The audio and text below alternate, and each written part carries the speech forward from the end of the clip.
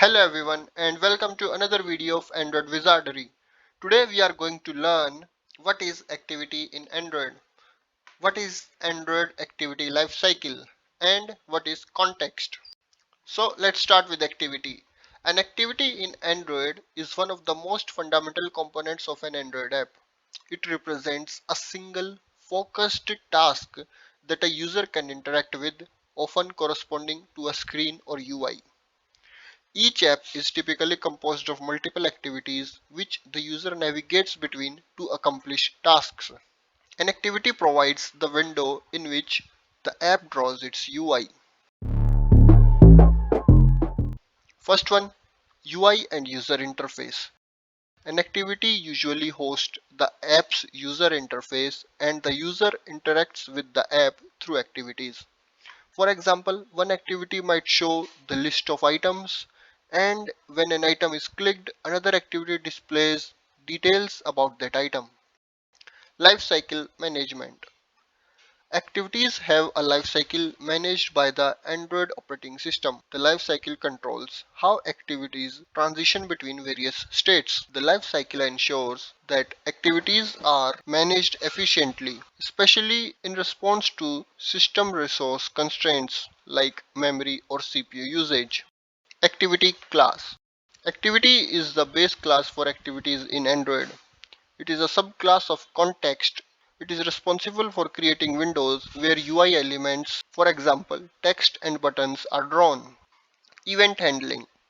Activities handle various user events such as button clicks, touch events, and gestures. These events are processed through event listeners or callback methods. Multiple activities in one app.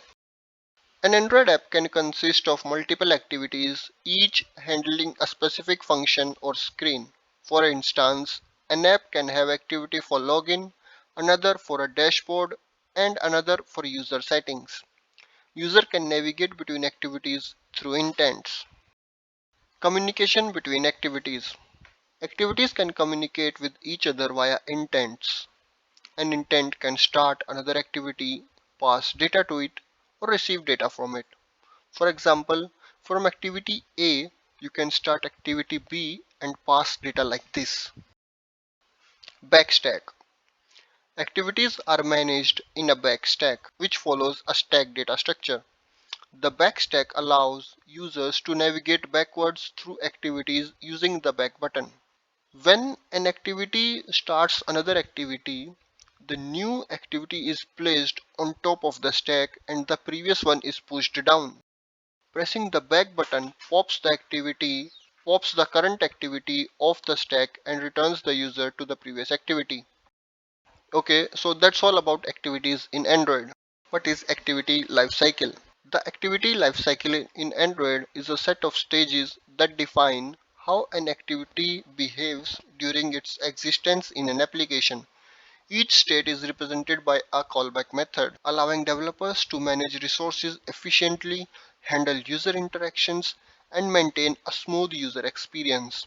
The Android system automatically transitions activities through these lifecycle states based on user interactions and system conditions. What are the key stages of an activity lifecycle? First one, onCreate.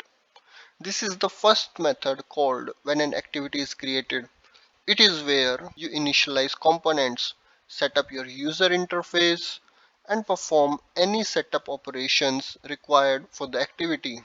This method is only called once during the activity's lifetime. onStart, called when the activity is about to become visible to the user but has not yet taken focus. At this stage, the activity is being prepared to be shown on the screen. It is followed by onResume if the activity moves into the foreground. onResume. This method is called when the activity has become visible and interactive. That is, the activity is in the foreground. The user can now interact with the activity and it remains in the state until something interrupts the activity. This is where you start animations, updates, or tasks that need to happen while the activity is in the foreground. Next is onPause. This method is called when the activity is partially obscured. At this stage, activity is still visible but not in the foreground, and user can no longer interact with it. You should pause ongoing tasks, save the activity's state, or stop animations here. OnPause is the last method called before the activity may be killed. So it's important to use this method for quick tasks like saving data. OnStop. This method is called when the activity is no longer visible to the user. This happens either when a new activity is launched or when the activity is finishing. At this point, the activity is still in memory, but it may be killed by the system if memory is needed elsewhere. You should release resources that aren't needed while the activity is stopped. For example, release sensors or stop background threads. On destroy. This is the final method called before the activity is destroyed and removed from the memory. This can happen either because the activity is finishing or system is temporarily destroying it to reclaim memory. You should clean up all remaining resources like closing database connections or stopping services. On restart. This method is called if the activity was stopped and is about to be restarted again. This happens when the user navigates back to the activity after it was stopped but not destroyed. The activity moves from stopped to started state. So these are the 7 key stages in the life cycle of an activity. Now let's move forward to context. What is context? In Android, context is an abstract class that provides access to application-specific resources and system-wide services. It represents the environment or the current state of the application and is crucial for interacting with various components and performing operations within an app. Key purpose of context in Android: accessing resources. Context allow you to access app resources such as strings, images, layouts, and styles defined in the resource directory. Accessing system services. Context can be used to get reference to system level services like location, connectivity, window management, or sensors.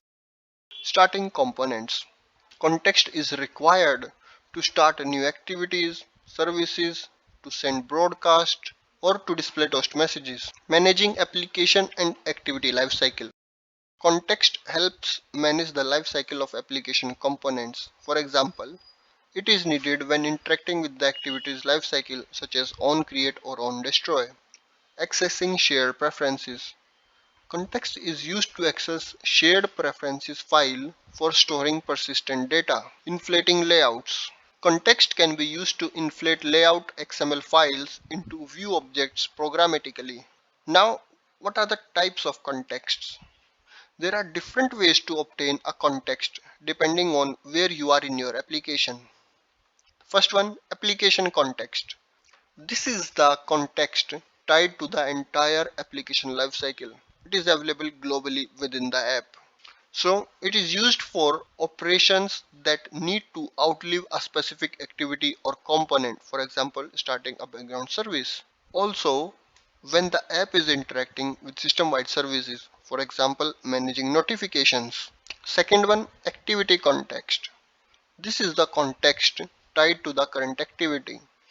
It is only available while the activity is alive and can be used to access UI components. It is used when you need to interact with views, layouts, or UI specific operations. Also used for starting another activity or displaying UI elements like dialogues or toast messages. The third one is the service context. This is the context tied to a service which operates independently of an activity but still interacts with the system. So, why context is important? So, context provides access to global information. Context serves as a way to access application-wide information and resources, allowing components to interact with each other and with the operating system. Component independence. Different components like activities, services, and broadcast receivers might need to access the same data or resources. Context provides a unified interface to manage this across all components. Memory management. Using the correct type of context helps prevent memory leaks. For example, holding a long-lived reference to an activity context can cause memory leaks because activities can be destroyed while your app might still hold a reference to them. Application context is preferred for long-lived tasks. So that's all about context.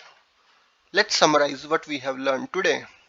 We have seen what is activity, we have seen all the key concepts of an activity, then we moved to activity lifecycle and we saw all the key stages of activity lifecycle.